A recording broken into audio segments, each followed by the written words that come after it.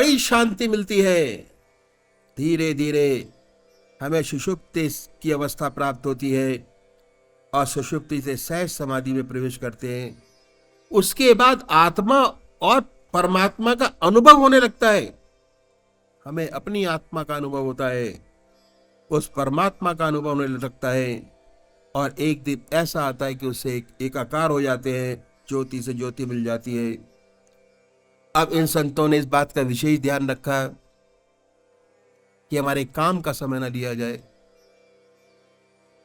क्योंकि सब हम गृहस्थी हैं, घर का बहुत काम हमारे ऊपर होता है, समय ही नहीं है सोचने के अलावा भी।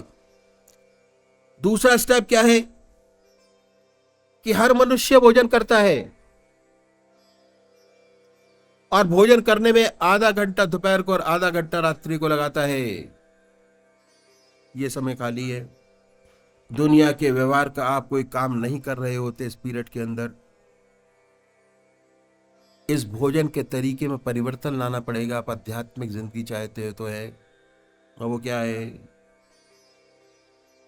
हमारा वास्तव में पुराना तरीका यही था जो मैं आपके सामने रखूंगा, पर वेस्टर्न कल्चर की हमारे ऊपर छाप पड़ी और हमारा स्टैंडर्ड 2.5 फुट ऊंचा हो गया। पहले जमीन पर बैठकर भोजन करते थे, अब मेज कुर्सी पर बैठकर भोजन करते हैं। कोई नुकसान नहीं, बहुत अच्छी बात है। क्या नुकसान है कि जितने दुनिया के वार्तालाप है वो हम खाने की मेज पर करते हैं, क्योंकि हमने अपने आप को वेस्टर्नाइज कर लिया, पश्चिम सभ्यता को अपना लिया। इस तरीके में तब्दीली लानी होगी यदि आप आध्यात्मिक जिंदगी चाहते हैं। तो वो परिवर्तन क्या है? बहुत छोटा परिवर्तन है। जब भोजन आपके सामने आ जाइए, उसको अपने इष्ट देव के अर्पण कर दीजिए। भोजन आया, अपने इष्ट देव के अर्पण कर दिया, और हर ग्रास हर कौर उनको याद करते जाइए और खाते जाइए।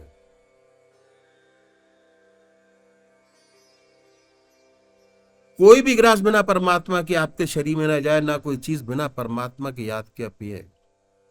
ये अभ्यास भोजन की एक विशेषता है।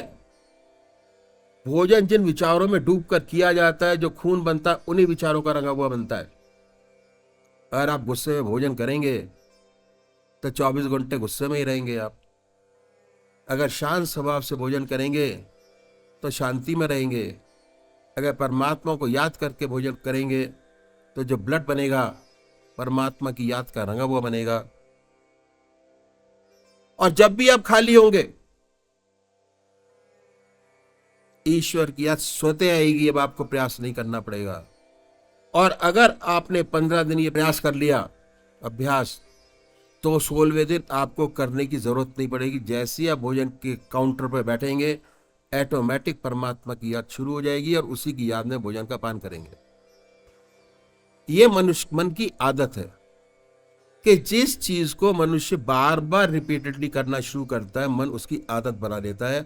अगर आपने नहीं भी किया तो अगले दिन ये होगा कि मेरी कोई चीज रह गई, मिस हो गई। तो क्या है? भक्ति के लिए जब तक खून नहीं बदल जाता, भक्ति नहीं आती। भगवान श्री कृष्ण ने गीता में साधक की दृष्टि से 4 विशेष बात बतलाई। पहली आहार की शुद्धि, दूसरी विहार की शुद्धि, तीसरा अभ्यास, चौथा वैराग। ये है आहार की शुद्धि जो हमें करनी है। अगर आपको ध्यान योग के रास्ते पे चलना है तो बहुत जरूरी है।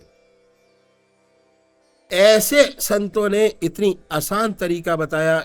इस तरीके से भोजन करेंगे तो जो खून बनेगा वह परमात्मा की याद का रंगा हुआ बनेगा। और जब भी आप खाली होंगे, ऑटोमेटिक परमात्मा की याद आनी शुरू हो जाएगी। दूसरी बात क्या है? अब क्या है? इस तरीके में भोजन करेंगे तो जो खून बनेगा परमात्मा की याद का रंगा हुआ बनेगा। क्योंकि आप भोजन परमात्मा की याद में कर रहे हैं। अब पूजा में ही परमात्मा की याद करते हैं, तो आधा घंटा दोपहर भोजन का, आधा घंटा रात्रि भोजन का ऑटोमेटिक पूजा में बदल जाएगा आपका। अब आपके 2 घंटे पूजा के हो गए। बहुत प्रैक्टिकल चीज आपको बता रहा हूं। उसके बाद क्या है कि इन संतों ने बहुत भारी जोर दिया स्वादेंद्रिय निग्रह के ऊपर। जब तक स्वाद पर कंट्रोल नहीं होता, आत्मा की सारी इंद्रियों पे कंट्रोल नहीं हो पाता। स्वाद पर कंट्रोल करना बहुत जरूरी है। स्वाद पर कंट्रोल करने के लिए बहुत से महात्मा बहुत कष्ट उठाते हैं, बहुत कष्ट उठाते हैं महात्मा। बहुत से महात्मा सारी चीजें मिलाकर खाते हैं। कोई फीका खाता है, कोई मीठा छोड़ता है, कोई फीका छोड़ता है, कोई नमक छोड़ता है, कोई सारी चीजें मिलाकर खाते हैं। जो मग्गे में किसी ने डाल दिया, पानी डाला, बॉईल किया, ऐसे खा लिया उसको, कि किसी तरीके से स्वाद निग्रह हो जाए। स्वाद का पता ही नहीं हो कि आप क्या खा रहे हैं, क्या स्वाद है। स्वाद इतना ही है बस, अंदर स्वाद नहीं है कुछ भी। क्या है? स्वाद से आप ऊपर उड़ जाए। अगर आप परमात्मा की याद में डूबकर भोजन करेंगे तो ऑटोमेटिक आपका स्वादेंद्रिय निग्रह हो जाएगा। परमात्मा की याद में डूबकर भोजन करेंगे, स्वाद का पता ही नहीं होगा। इस प्रकार आधा घंटा सुबह, आधा घंटा सायंकाल, आधा घंटा दोपहर भोजन, आधा घंटा रात्रि भोजन, 2 घंटे की पूजा आपकी अपने बनाए। आपने पूजा की, अपने बनाए। अब तक दूसरे के थे, अपने लिए हम चैरिटी इकट्ठी कर रहे हैं, अपने लिए काम कर रहे हैं, ये अपने अगले जीवन के लिए काम कर रहे हैं। और बहुत जरूरी है, परमात्मा ने इतना अच्छा मौका दिया। पता नहीं कितने जन्मों के कर्म हमारे साथ है जो आज स्टेज पर बैठे हैं हम। कितना सुंदर शरीर दिया आपको, हम सबको। जब जीवन दिया तो मां की गोद हमारे पास थी। सारी जिंदगी मन बहलाने के लिए दोस्तों का साथ हमारा रहा। जब जाएंगे तो बच्चों की गोद में जाएंगे। ऐसा जीवन किसी भी और योनि में नहीं है। दूसरी बात क्या है कि आप आज की रील मत देखिए, बैक रील में चलते जलाइए अपने पुश्तों को, उनके पुश्तों को, उनके पुश्तों को, उनके पुश्तों को। तो ये महसूस करेंगे कि हम जितने भी लोग यहाँ बैठे हैं सब संतों की संतानें हैं। इमेजिन करिए जरा। और ईश्वर बार बार मौका देता है कि अपना योग पूरा करें, बार बार जन्म देता है योग पूरा करें, भटकाता नहीं है। इसलिए बहुत जरूरी है। तीसरा स्टेप क्या है कि हर मनुष्य सोता है और सोने में 6 घंटे सब लगाते हैं। 6 घंटे सब सोते हैं। सोने से पहले इन संतों ने बताया कि 2 काम कर लें, बहुत बड़ी बात हो जाएगी। भगवान श्री कृष्ण की बात कही सच्ची हो जाएगी कि विहार की शुद्धि। क्या तरीका बताया कि सोने से पहले 20 मिनट आप परमात्मा को दे दें, ज्यादा नहीं चाहिए। पहला क्या करना है, जब दुनिया के सारे काम आपके समाप्त हो जाएं, आपकी चारपाई हो और आप हो, उस समय 2 काम करने। आसन कोई लगाने की जरूरत नहीं,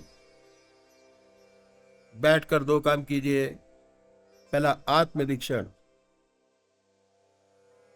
जो दिन में आपने काम किया उसको सोचिए कि आज आपसे कुछ अच्छा हुआ क्या। अपनी आत्मा से प्रश्न करिए कि आज कोई अच्छा काम किया क्या आपने।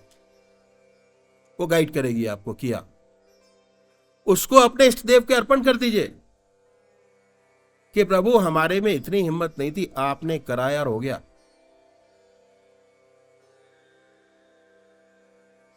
ठीक है। उसके बाद क्या करेंगे? आप ये देखिए कि आप में कोई कमी तो नहीं है, खराबी तो नहीं है। ये भी अपनी आत्मा से पूछिए, किसी गुरु के पास जाने की जरूरत नहीं कि मेरे अंदर क्या कमियां हैं। आपका जो मन है, आपकी जो आत्मा है, आपका सबसे बड़ा गाइड है, गुरु है। अगर उसके इशारों पर चलेंगे तो आप कहीं के कहीं पहुंच जाएंगे। वो आपको गाइड करता है। क्या है? आपकी आत्मा से पूछिए। आत्मा सबसे बड़ा गाइड है। अगर आत्मा कहती है कि नहीं है तो बहुत अच्छी बात है। अगर कहती है कि झूठ है, कपट है, अपनी जिंदगी में काम है, क्रोध है, लोभ है, मोह है, अहंकार है, अगर ऐसी कोई चीज नजर आती है तो उसके लिए प्रायश्चित करना बहुत आवश्यक है।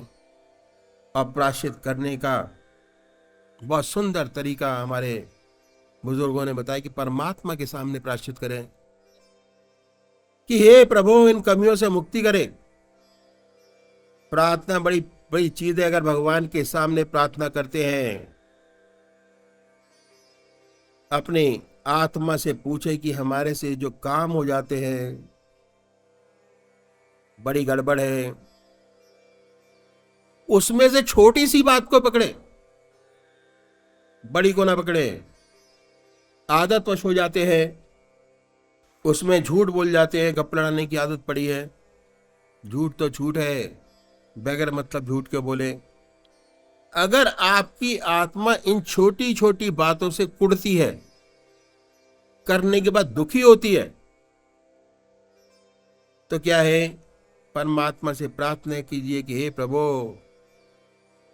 हमें इतनी शक्ति प्रदान करो कि कल से ये खोटी खराबी ना हो।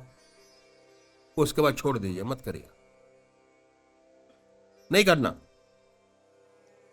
क्या होगा? अगर छोटी छोटी चीजें छोड़ते चले जाएंगे तो आपकी इच्छा शक्ति बढ़ती चली जाएगी और इतनी मजबूत हो जाएगी कि बड़ी बड़ी कमियां जो हमारे अंदर हैं, जिन्हें सोचते कि ना जा पाएंगी, वो भी छूटती नजर आएंगी। जीवन बड़ा सुंदर और अच्छा होता चला जाएगा। पर शर्त एक है कि जिस बात का भगवान से वायदा करें उसे पूरा अवश्य करें। अगर वायदा करके पूरा ना करेंगे तो इच्छा शक्ति घटेगी। ना करना चाहे लेकिन वायदा करके पूरा ना करना खराब है। जो वायदा करें पूरा करें। इच्छा शक्ति बढ़ाइए, पॉजिटिव वाइब्रेशंस। इसके बाद अपने इष्ट का ध्यान कीजिए और जब ध्यान अच्छा लग जाए तो उसी ध्यान में सो जाइए। ये अभ्यास अगर ये करेंगे तो बहुत विशेष लाभ आपको मालूम होगा। जो ऐसे भाई बहन है जिन्हें ऊट पटांग सपने आते हैं, सपने आने बंद हो जाएंगे, नींद अच्छी आएगी, बेखबर होकर सोएंगे। जब अभ्यास और बढ़ेगा तो आपके सपने बदल जाएंगे, सुंदर सुंदर सपने आएंगे। आप देखेंगे कि आप पूजा कर रहे हैं। अपने इष्ट का ध्यान, मंदिर में बैठे हैं, अपने गुरु का दर्शन, सत्संग में बैठे हैं। जब साधक और तरक्की करता है ध्यान योग में, तो सोते सोते अनंत सूर्य का प्रकाश नजर आएगा। सारा शरीर विद्युत से ओतप्रोत नजर आएगा। वास्तव में उसके शरीर में बिजली दौड़ रही होती है। बड़ा अचंभा होता है, बड़ी हैरत होती है। ऐसा साधक जिस ध्यान में सोता है उसी ध्यान में उठता है, उसके मुख से परमात्मा का नाम निकलता है, अपने अंदर सुंदर अवस्था पाता है। जो अच्छे साधक है, जिनके आज्ञा चक्र पर स्पंदन होता है, अगर सोते समय आज्ञा चक्र पर स्पंदन होगा तो जागते समय स्पंदन और तेज होता मिलेगा। तो आत्मा यही कहती है, मैं जिस ध्यान में सोया था रात भर उसी का ध्यान पड़ा रहा। बात क्या है? कि मन का एक विशेष गुण है, मन जिन विचारों में डूब कर सोता है, रात भर उन्हीं विचारों में पड़ा रहता है।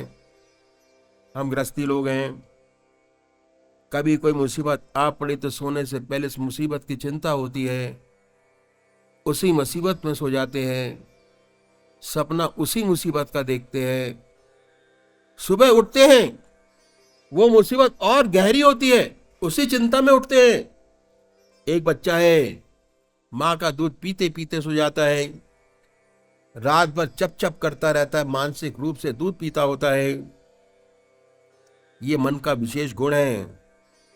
मन जिन विचारों में गहरा डूब कर सोता है, उन्हीं विचारों में पड़ा रहता है।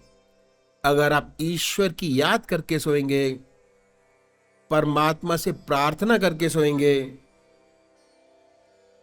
तो रात भर आपका ध्यान बना रहेगा, इमीडिएटली नींद आएगी, 6 घंटे सोने के पूजा में बदल जाएंगे।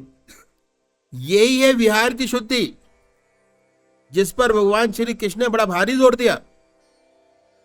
विहार शय्या योगक्षेम का क्षेत्र है, जहां साधक को सबसे ज्यादा समय मिलता है और सबसे ज्यादा अनुभव जो मिलेगा वो आप अपनी शैया पे मिलेगा। इस तरह हमने देखा, आधा घंटा सुबह पूजन, आधा घंटा सायंकाल पूजन, आधा घंटा रात्रि भोजन, आधा घंटा सुबह भोजन और 6 घंटे सोने के। चाहे कितना जीवन व्यस्त क्यों ना हो, दुनिया के काम करने का समय 16 घंटे आपके पास है, 16 आवर्स, जगते हुए सोते हुए नहीं, 16 घंटे जगते हुए आपके पास है काम करने के लिए। उसमें से एक भी सेकंड नहीं लिया गया। सारा समय संसार के व्यवहार का, व्यवसाय का, बच्चों का आपके पास मौजूद है। यह साधना का पहला स्टेप जो मैंने आपके सामने रखा, जिसे हर इंसान कर सकता है, बड़े आराम से हर साधक कर सकता है। और जब 8 घंटे आपके पूरे हो जाएंगे, तब असली आनंद के पहली सीढ़ी की शुरुआत होगी आपकी। जो उसके बाद जो सेकंड स्टेप बताऊंगा कल शाम को मैं आपको, उसमें प्रवेश करेंगे। पहला स्टेप पूरा करने के बाद परमात्मा तू ही है, तेरी इच्छा पूर्ण।